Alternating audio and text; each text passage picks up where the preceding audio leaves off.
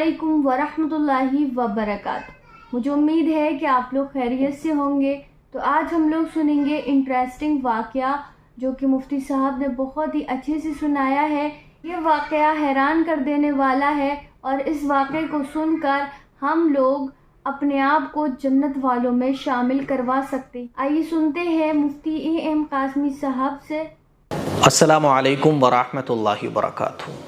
क्या आप जन्नती बनना चाहते हैं? आप कहोगे मुफ्ती साहब ये भी कोई पूछने की बात है।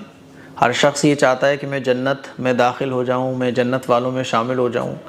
आज मैं आप लोगों को एक ऐसा इंटरेस्टिंग वाक़या सुनाने जा रहा हूं जिसको सुनकर आप हैरान रह जाओगे और आप अपने आप को जन्नत वालों में शामिल भी करवा सकते हो। एक मरतबा रसूलुल्लाह सल्लल्लाहु अलैहि वसल्लम सहाबा इकराम के साथ बैठे हुए थे, मजलिस लगी हुई थी मस्जिद के अंदर। हुजूर अलैहिस्सलातु वस्सलाम ने इरशाद फरमाया कि देखो, अभी दरवाज़े से जो शख्स अंदर आएंगे ना, वो अहले जन्नत में से हैं, वो जन्नतियों में से हैं, वो जन्नती शख्स हैं अभी जो दरवाज़े से आएंगे। तो सहाबा इकराम जो है ना वो हैरान रह गए और उनको शौक़ पैदा हो गया कि देखते हैं आखिर अहले जन्नत में से कौन शख्स हैं जो अब दरवाज़े से दाखिल होंगे। तो एक शख्स दरवाज़े से दाखिल हुए, उनकी दाढ़ी से वज़ू का पानी के कतरे टपक रहे थे, उल्टे हाथ में उनके जूते थे। उन्होंने जूते साइड से रखे और मजलिस में बैठ गए। अगले दिन फिर मजलिस लगी हुई थी।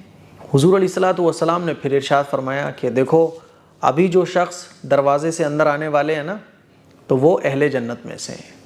सहाबा इकराम को फिर शौक़ हुआ कि देखते हैं आज कौन है। देखा तो कल वाले वही भाई साहब हैं, जो कल आए थे वही आज फिर अंदर आए। तो सहाबा इकराम को बड़ा उन पर रश्क आया। तीसरे दिन फिर मजलिस हुजूर अलैहिस्सलातु वस्सलाम के साथ सहाबा इकराम की लगी हुई थी। हुजूर ने इरशाद फरमाया कि देखो, अभी जो शख्स दरवाज़े से अंदर दाखिल होंगे वो अहले जन्नत में से हैं। तो सहाबा इकराम को और शौक़ पैदा हुआ कि आज देखते हैं आज कौन अंदर आते हैं।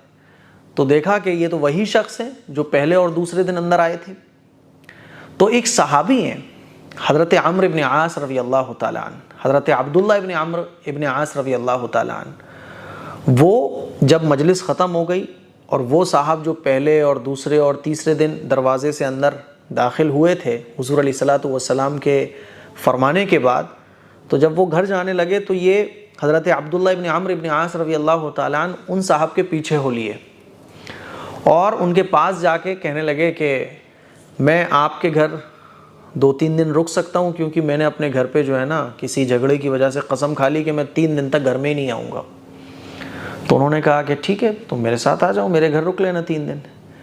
इतना सादा मिजाज था सहाबा इकराम का कि 3 दिन मैं आपके साथ रुकना चाहता हूँ, मुसलमान भाई है, ईमान वाला है, हुजूर की मजलिस में बैठता है, कोई बात नहीं, आ जाओ। और सहाबा इकराम बिल्कुल क्लियर बोल दिया करते थे, क्या मैं 3 दिन आपके यहाँ रुक सकता हूँ, अगर आपको कोई तकल्लुफ़ ना हो, कोई प्रॉब्लम ना हो।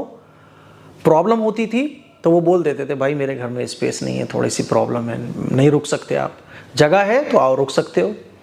तो हज़रत अब्दुल्लाह इब्न अम्र इब्न आस रज़ी अल्लाह तआला अन्हु ने कहा कि मैं 3 दिन आपके यहाँ रुक सकता हूँ। उन्होंने कहा ठीक है, नो प्रॉब्लम, आ जाओ।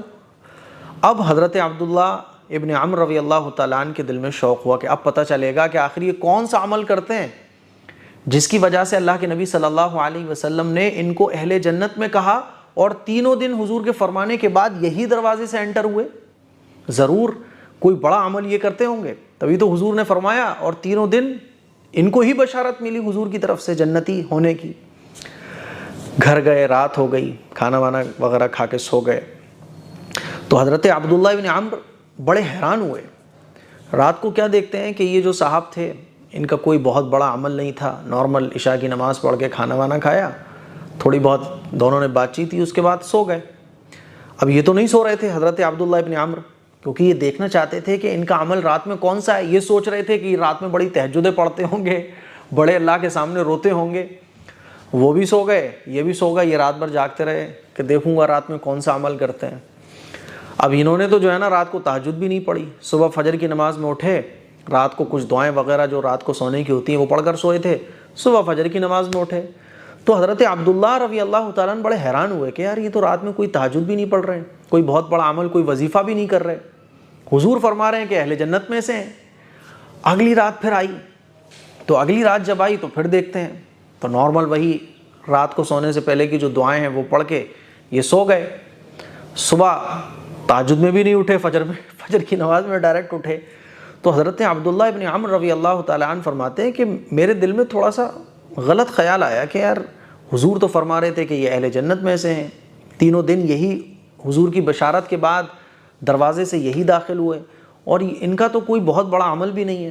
اگلے دن جب صبح ہوئی تو حضرت عبداللہ ابن عمر رضی اللہ تعالیٰ عنہ نے اپنے دل کی بات جو ہے نا وہ ان سے کہہ دی کہ اصل میں آپ کے ہاں جو رکا ہوا ہوں اس کی وجہ یہ ہے کہ ایسے ایسے حضور کی مجلس تھی اس دن, اگلے دن بھی اور اس کے اگلے دن بھی.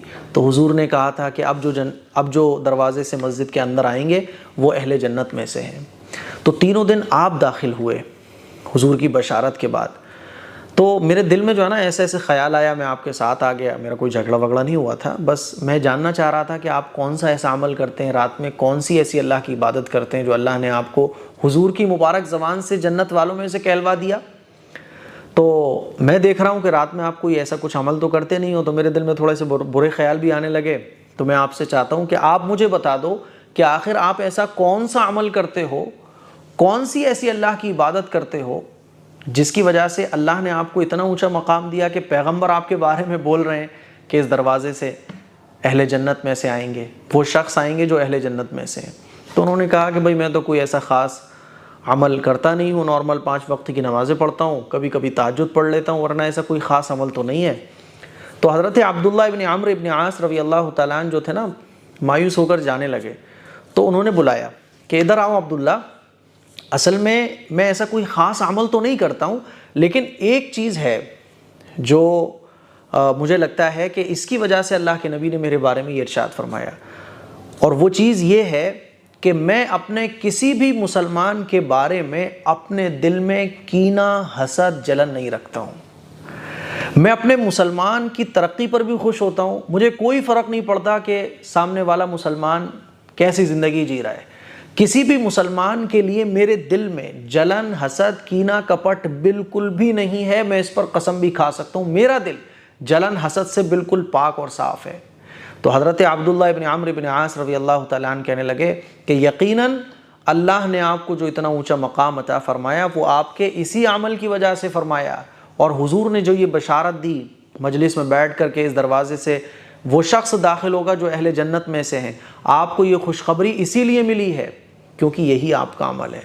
میرے عزیز بھائیوں, میری بہنوں, دیکھو وہ صحابی تہجد نہیں پڑھتے تھے, پوری رات میں کوئی پورا قرآن نہیں پڑھتے تھے, ان کا دل جلن, حسد, کینے, کپٹ سے خالی تھا. وہ کسی مسلمان کے لیے برا نہیں سوچتے تھے, وہ کسی مسلمان کے لیے بری بات نہیں بولتے تھے, وہ کسی کے لیے جلن نہیں رکھتے تھے, وہ کسی کی ترقی پر حسد نہیں کرتے تھے.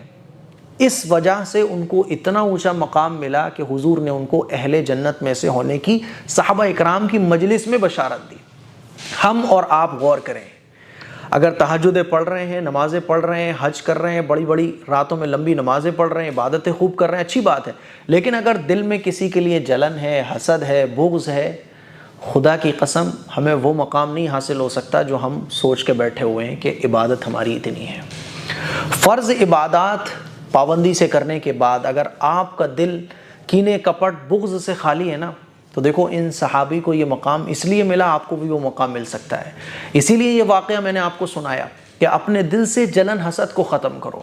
آج ہم جو ہے نا وہ کہتے ہیں نا کہ آدمی اپنی خوشی سے اتنا خوش نہیں ہے نا, سوری, اپنے غموں سے اتنا غمگین نہیں ہے جتنا وہ دوسروں کی خوشیوں سے غمگین ہے. اپنی پرابلم سے اس کو اتنی پرابلم نہیں ہے, دوسروں کی خوشیوں سے اس کو بہت پرابلم ہے.